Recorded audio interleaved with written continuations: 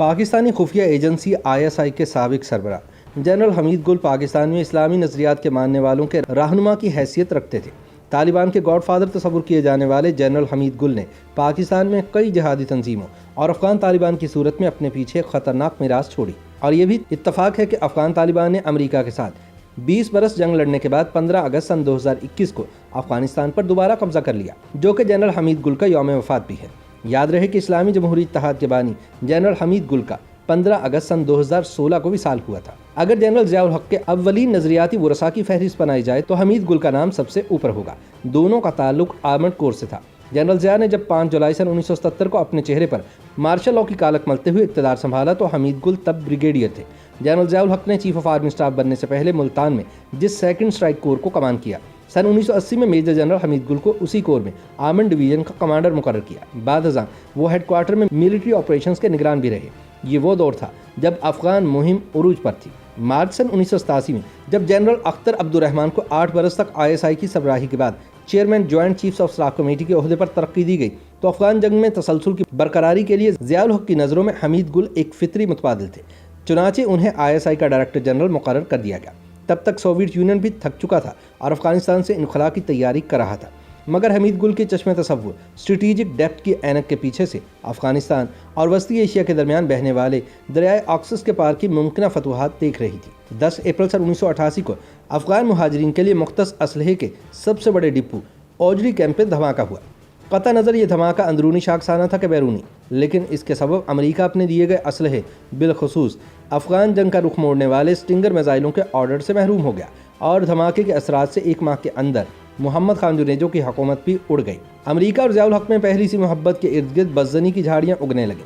General حمید گل کا خیال تھا کہ نئی افغان صورتحال میں اگر امریکہ اپنا ہاتھ اٹھا بھی لے تب بھی ISI افغانستان میں پاکستان کے اسٹریٹجک مفادات کا مناسب خیال رکھ سکتی ہے۔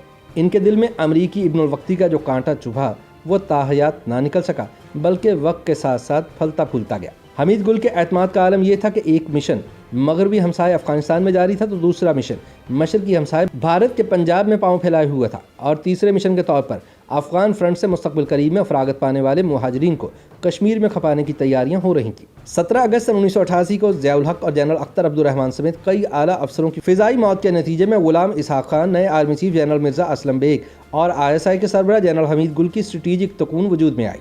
اس کے نتیجے میں بادل نخواستہ جماعتی بنیادوں پر 11 برس کے وقفے سے ہونے والے پہلے عام انتخابات میں مثبت نتائج ایجاد کرنے کے لیے بے نظیر بھٹو کے دائیں بازو کے مخالفین کو نواز شریف کی قیادت میں اسلامی جمہوری اتحاد میں پرویا گیا۔ جنرل حمید گل نے ہمیشہ سینہ ٹھوک کر کہا کہ یہ اتحاد انہوں نے تکون کے دیگر 2 کونوں کو اعتماد میں لے کر تشکیل دیا تھا۔ پاکستان میں ترقی پسند اور لبرل حلقوں کا کہنا ہے کہ حمید گل مرے نہیں ہیں، بلکہ وہ افغان طالبان اور پاکستانی جہادی تنظیموں کے روپ میں آج بھی زندہ ہیں۔ ان حلقوں کا یہ بھی کہنا ہے کہ حمید گل کی میراث تب تک زندہ رہے گی جب تک پاک فوج بھارت مخالفانہ پالیسیوں کا دفاع اور افغانستان کے داخلی امور میں مداخلت کرتی رہے گی۔ سابق سوویت یونین کے خلاف جنگ کی حمایت اور بعد ازاں طالبان کی حمایت کی وجہ سے جنرل حمید گل نہ صرف افغانستان بلکہ پاکستان میں بھی ایک متنازع شخصیت تھے۔ حمید گل نے اگرچہ افغان طالبان تحریک کی بنیاد تو نہیں ڈالی تھی، لیکن وہ اس کو فعال بنانے میں انتہائی سرگرم رہے تھے۔ اسی تناظر میں افغانستان میں حمید گل کو افغانوں کو ذبح کرنے والا بھی قرار دیا جاتا تھا۔ حمید گل نے نہ صرف ISI کے سربراہ کے طور پر فرائض انجام دیے تھے، بلکہ وہ قدامت پسند معاشرے میں دائیں بازو کے صحافیوں، دینی مدرسوں کے مذہبی علماء اور ان میں زیر تعلیم طالب علموں میں ایک رہنما کے طور پر بھی دیکھے جاتے تھے۔ پاکستان فوج میں بھی بنیاد پرستوں کا ایک طاقتور حلقہ ان کا حامی تھا۔ حمید گل افغان جنگ کے دوران سابق فوجی عامر ضیاء الحق کے زمانے میں زیادہ مشہور نہیں تھے، لیکن ان کا اس تمام معاملے میں کردار انتہائی تباہ کن رہا۔ ناقدین کہتے ہیں کہ حمید گل نے افغان عوام کے خلاف طالبان کا ساتھ دیا اور افغانستان کو تباہ کرنے میں ان کا مرکزی کردار ہے۔ اس کے علاوہ پاکستان میں بھی ان کی انتہا پسند تعلیمات کے انتہائی خطرناک اثرات مرتب ہوئے ہیں۔ اسی وجہ سے افغان عوام ان سے نفرت کرتے تھے۔ بھارت کے زیر قبضہ مقبوضہ جموں کشمیر میں اسلام پسندانہ بغاوت کو ہوا دینے میں جنرل حمید گل کا کردار بھی کسی سے ڈھکا چھپا نہیں ہے۔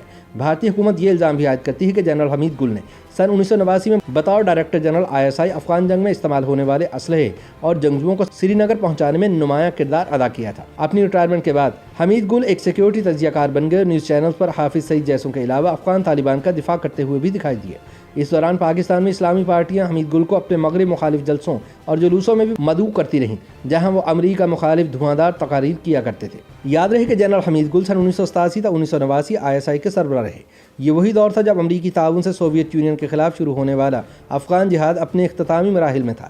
افغان جنگ میں مجاہدین کی تاریخی جیت میں حمید گل کے کردار پر اسلام پسند جنگجو انہیں ایک ہیرو قرار دیتے تھے۔ تاہم جب اس جنگ کے بعد امریکہ ایک دم منظرنامے سے غائب ہوا تو حمید گل اور ISI نے افغانستان میں ایک ایسی حکومت تشکیل دینے کی کوشش شروع کر دی جو کہ پاکستان کے زیر اثر ہو۔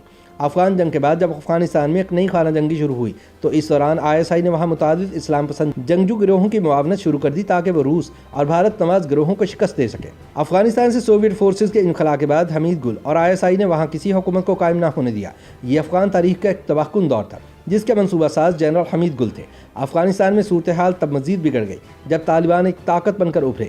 اس دور میں افغان عوام کے پاس طالبان کو خوشامدید کہنے کے علاوہ کوئی دوسرا راستہ نہ بچا تھا۔ جنرل حمید گل 90 کی دہائی میں سیاست میں بھی سرگرم ہو گئے تھے۔ ان کے اپنے سابقہ ادارے کے ساتھ تعلقات اس وقت خراب ہوئے جب سن 2001 میں 9/11 کے سانحے کے بعد اس وقت کے فوجی آمر جنرل پرویز مشرف نے طالبان کی حکومت کو ختم کرنے کے لیے امریکہ کا ساتھ دینے کا فیصلہ کیا تھا۔ طالبان کے خلاف پاکستان کا امریکہ کے ساتھ اتحاد متعدد سابق جرنیلوں کی ناراضی کا سبب بنا تھا۔ یہ وہی جرنیل تھے جو اسلام پسندوں کی حمایت میں تھے۔ تجزیہ کاروں کے مطابق پاک فوج کے مابین یہ تقسیم اب بھی نظر آتی ہے۔ اس زمانے میں کچھ جرنیلوں کا کہنا تھا کہ مغرب کے ساتھ ڈبل گیم، یعنی کچھ طالبان کو مارنا اور کچھ کو بچا لینا ایک اچھی حکمت عملی ہے۔ تاہم جنرل حمید گل جیسے سابق فوجی افسر چاہتے تھے کہ اسلام آباد تمام اسلام پسندوں کی مکمل اور بھرپور حمایت کرے۔ جنرل حمید گل اپنی آخری سانسوں تک پاکستان اور افغانستان کے لیے امریکی پالیسیوں کے ایک بے باک ناقد رہے۔ وہ یقین رکھتے تھے کہ افغانستان اور پاکستان میں اسلام پسند حکومتیں ہی علاقائی سطح پر پائیدار امن کی ضامن ہو سکتی ہیں۔ حمید گل نے ایک مرتبہ ٹیلی ویژن پر گفتگو کرتے ہوئے کہا تھا کہ طالبان ہمارے لوگ ہیں، وہ ہم سے ناراض ہیں، لیکن ہم انہیں ایک مرتبہ پھر اپنی طرف لا سکتے ہیں۔ اب دیکھنا یہ ہے کہ 20 برس امریکہ کے خلاف جنگ لڑنے کے بعد افغانستان پر دوبارہ قبضہ کرنے والے طالبان اب پاکستان کے ساتھ کس طرح کا رویہ اختیار کرتے ہیں۔ YouTube پر گوگلی نیوز دیکھنے کے لیے youtube.com کی سرچ بار میں گوگلی نیوز TV ٹائپ کریں۔ گوگلی نیوز کے پیج پر سرخ رنگ کے سبسکرپشن والے بٹن پر کلک کرنا نہ بھولیے۔ YouTube پیج پر اپلوڈ ہونے والی ویڈیوز سے باخبر رہنے کے لیے بیل آئیکن پر کلک کیجیے۔ آپ کو ہر نئی ویڈیو کے بارے میں نوٹیفیکیشن موصول ہو جائے گا۔